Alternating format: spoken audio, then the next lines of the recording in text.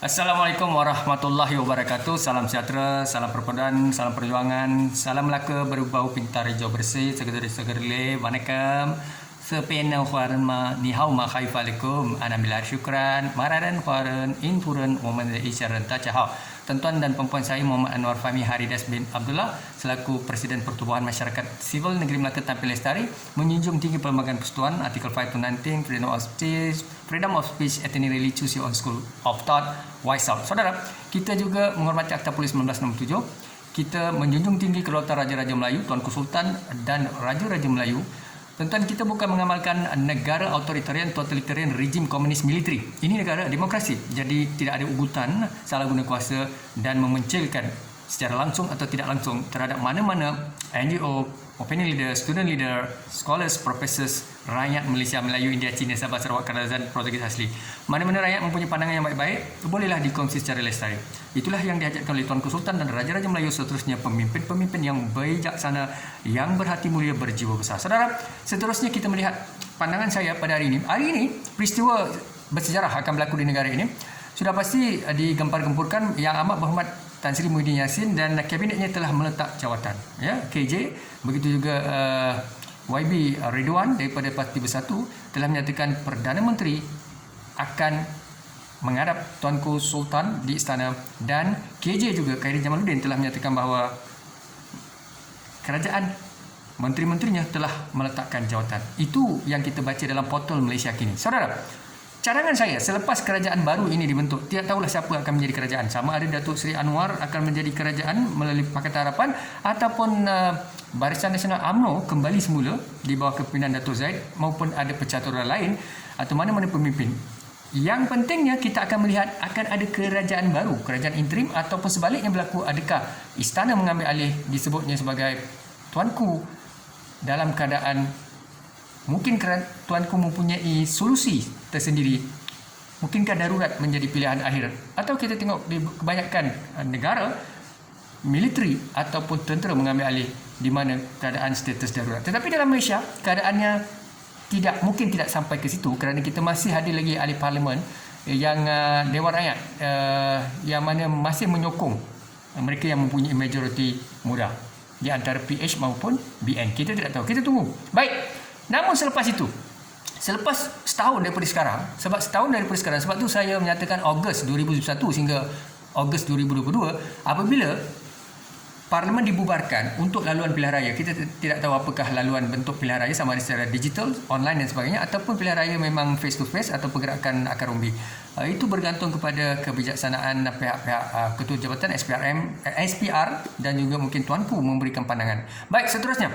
Saudara, apa yang saya cadangkan, Malaysia ke arah wakil rakyat baru mulai pilihan raya ke-15, iaitu mungkin selepas Julai 2022. Satu harapan generasi baru. Ya, kita mahu Malaysia ini berubah dari segi corak pentadbiran di mana dinaungi oleh majoriti pemimpin-pemimpin politik veteran senior yang terlalu berusia, dan mereka-mereka yang domen membina legasi, dan mungkin mereka terpalit dengan kes-kes rasuah, salah guna kuasa atau menjadi pencatur menyusahkan pelbagai perkara seperti mana yang berlaku hari ini. Baik, apa cadangan kami atau saya? Ikuti saya. Di mana kerajaan menerima kerajaan interim ke arah persediaan kerajaan baru pilihan raya 15, PRU 15. Baik, apa cadangannya kerajaan interim sekarang ini? Yang pertama, ya, kerajaan yang ada lah yang akan dilantik. Kita tahu, kita tidak pasti. Saya sebut tadi sama ada Datuk Seri Anwar Ibrahim maupun Barisan Nasional ataupun PH. Siapa jadi kerajaan kita tidak pasti, maupun Tengku Razali kita pun tidak pasti. Baik, kerajaan interim ini yang diperkenalkan oleh tuanku dan istana Raja-Raja Melayu, ya, perlu memikirkan pada masa hadapan kita memerlukan pemimpin berkarisma. Ya, Malaysia memerlukan pemimpin berkarisma. Bila? Selepas Julai 2022 pilihan raya, ya, parlimen dibubarkan. Pemimpin berkarisma berarti memiliki aura. Aura ini maknanya dia diikuti. Karisma ni apabila melihat ideologi, melihat pada kepimpinan pemimpin itu, rakyat pengundi akan ikut tunduk ataupun menuruti. Itu aura. Baik, kemudiannya ditauladani dan diikuti. Tauladan, benchmark, contoh, berintegriti, accountability, tidak korup, tidak salah guna kuasa, membuat kebaikan untuk negara, mengembalikan, memperkasakan ekonomi, selesaikan kes COVID. Ini ditauladani. Ya. Kemudiannya, arahannya diikuti. Seterusnya kita perlukan, keyword seterusnya adalah pemimpin berintegriti. Sebab kebanyakan pemimpin di Malaysia, kalau kita melihat, isu skandal dan rasuah ini sangat tragis. Ya, sehingga kan kita melihat muka mereka dan peribadi mereka, kita tahu kes mereka sangat banyak dalam kes rasuah berjuta-juta. Bukan fitnah, itulah yang dibawa oleh SPRM dan juga pihak polis untuk pendakwaan di mahkamah. Sedang berjalan, banyaklah pemimpin baik dalam kerajaan ataupun pembangkang. Baik, pemimpin berintegritas adalah pemimpin tegas, amanah dan tidak ada skandal. Kemudian ni keyword yang ketiga adalah pemimpin muda antara usia 28 hingga 60. Malaysia ini memalukan kita kerana bukan kita tidak hormati pemimpin legasi ataupun dah berumur, tetapi mereka ni terlalu lama. Seakan-akan di Malaysia ni kita tak ada orang lain, tak ada warga negara dalam 33 juta rakyat ni, Melayu, India, Cina, Sabah, Sarawak, Kerajaan Portugis asli ni, tak ada seorang pun yang boleh jadi pemimpin di Malaysia. Sebenarnya bukan begitu. Ceritanya adalah mereka orang politik, baik Barisan Nasional, Pakatan Harapan maupun parti-parti yang ada Sabah Sarawak ini, mereka tidak mahu beri laluan atau memikirkan memberi peluang kepada anak-anak muda kembali, tarik perintis muda, generasi muda untuk sertai parti politik mereka dan beri mereka peluang, ya, untuk menjadi pemimpin. Yang ini mereka tak nak buat di antara Pakatan Harapan maupun Barisan Nasional. Kalau ada pun 1-2 pemimpin sahaja diberi peluang. So mereka mahu kekal legasi sampai ke akhir hayat dan meninggal dunia. Iaitu mungkin 96 tahun masih nak jadi Perdana Menteri dan sebagainya. Baik, seterusnya kita melihat objektif reform di dalam kepimpinan muda. Apa maksud tu? Ya, maknanya menolak pemimpin legasi. Legasi ni, dia, keturunan dia, anak beranak dia ataupun diri dia sendiri bertahun-tahun, berdekad-dekad dia menjadi pemimpin, gaji banyak sampai 90,000 sebulan, darab lah 90,000 ataupun 40,000 darab dengan 12 bulan, darab dengan 5 tahun. Berapa dah mereka dapat? Gaji rakyat berapa? 3,000 darab dengan 12 bulan, darab dengan 5 tahun berapa? Nampak tak beza? Gaji rakyat 3,000 saja, ada yang 1,000 sebulan. Pemimpin 40,000, 90,000, 100,000 lebih. Ini yang menyebabkan kita rakyat ni tak nampak perkara ini. Sebab politik ni as a career. Politik adalah satu pekerjaan yang lumayan di samping kita menabur bakti kepada rakyat dan negara. Semua pemimpin cakap perkara yang sama. Begitu juga kita memang berjiwa rakyat, membantu menggunakan wang poket sendiri, tapi kita tidak pernah mendapat peluang seperti mereka. Mereka menjadi YB Datuk, bukan main lagi di atas tu, percaturan politik di parlimen, ada pemandu, ada elon baju sejuk, ada elon pengamangkuk, macam-macam elon mereka ada. Kita rakyat ni apa kita dapat?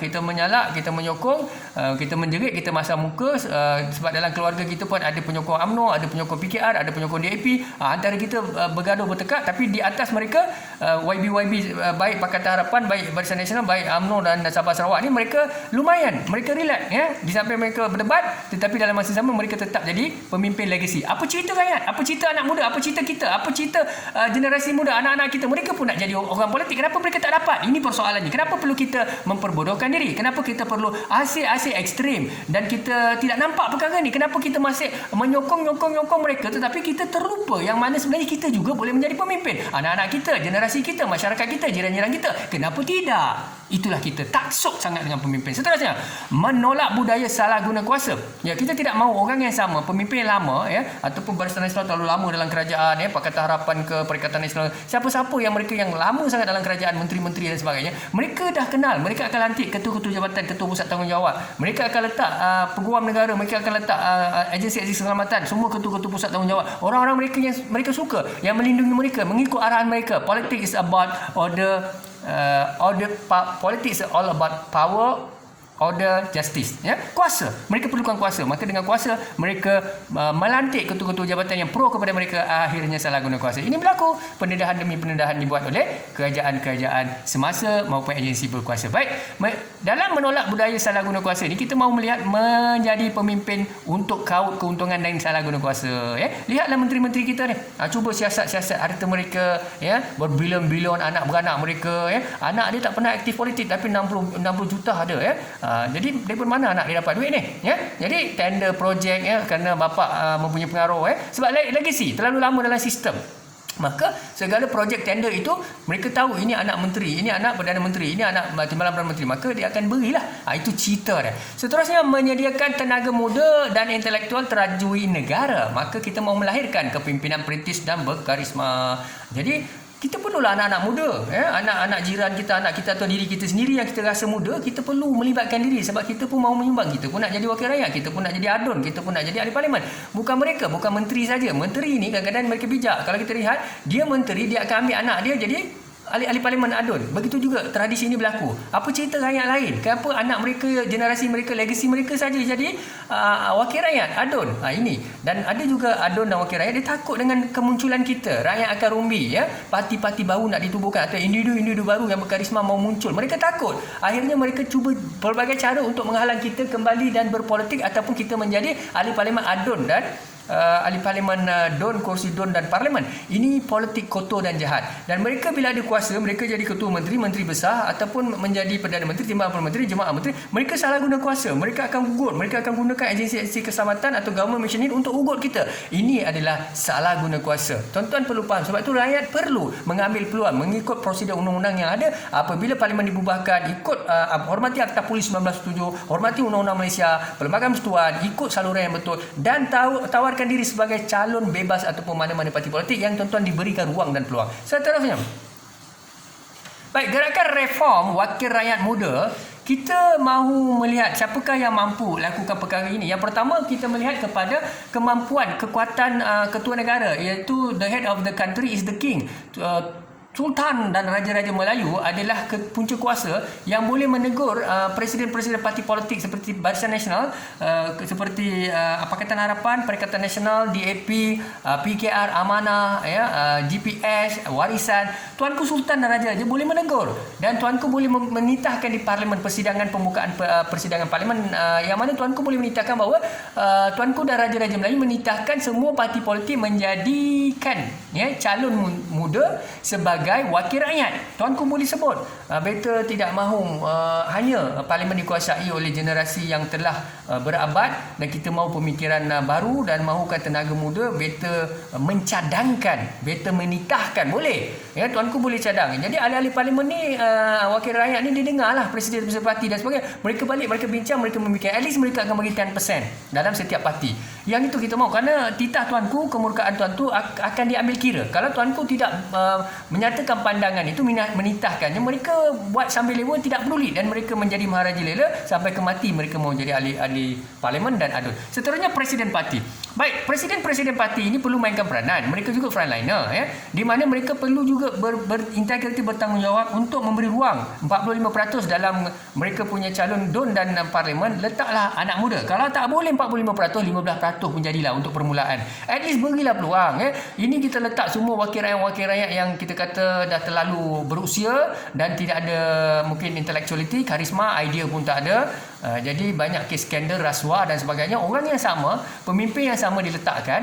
Apa perasaan rakyat dia akan umbi? Apa perasaan anak muda? Apa perasaan masyarakat dia yang diperbodohkan, diperkotak-katikkan dengan kes rasuahnya, skandalnya yang tak ada kualitinya, kepimpinannya tidak ada satu yang baru, tidak ada dasar-warsa yang jelas, strategi blueprint tak jelas. So berilah ruang 15%. Okey, baik. Seterusnya, pengundi dan SPR. Pengundi perlu bijak. Rakyat Malaysia, Melayu, India, Cina, Sabah, Sarawak, Kerazan, Portugis asli. Pengundi ini mestilah menggunakan satu pendekatan akal yang baik, yang positif, yang jauh, yang mana pengundi memiliki kuasa. Apabila kita melihat calon adun dan ahli parlimen, di antara mereka yang terlalu tua, mungkin 60 tahun ke atas, jangan undi. Ambillah orang muda.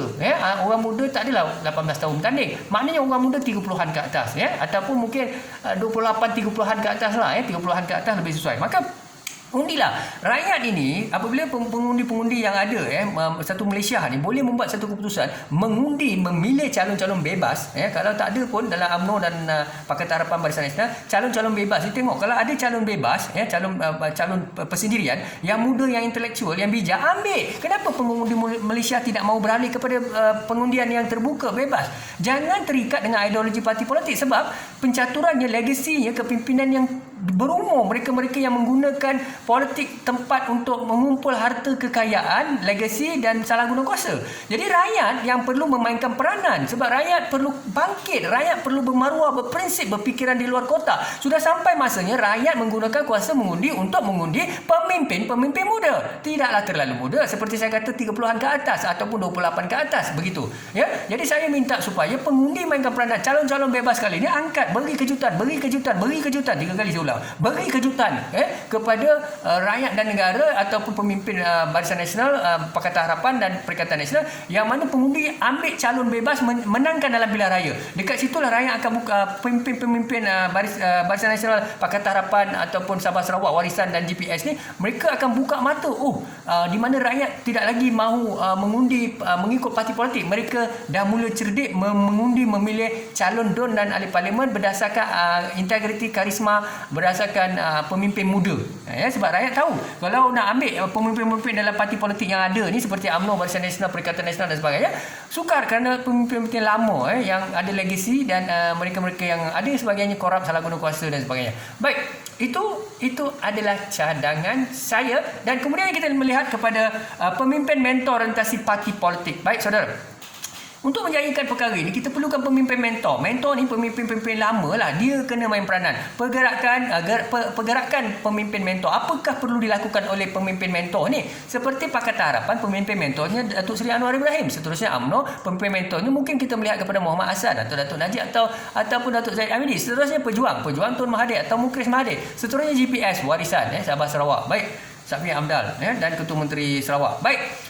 pemimpin-pemimpin mentor ni dia perlu tidak boleh lama lah dalam Malaysia ni. Mereka mungkin boleh ambil 5 tahun daripada sekarang, lepas tu bersara teruslah Tapi mereka perlu mainkan peranan. Pemimpin-pemimpin mentor ini mestilah memainkan peranan menjadi penggerak-penggerak untuk menjayakan idealisme yang saya kata. Apa dia idealisme yang saya kata? Kita pergi laju sikit sekejap ya.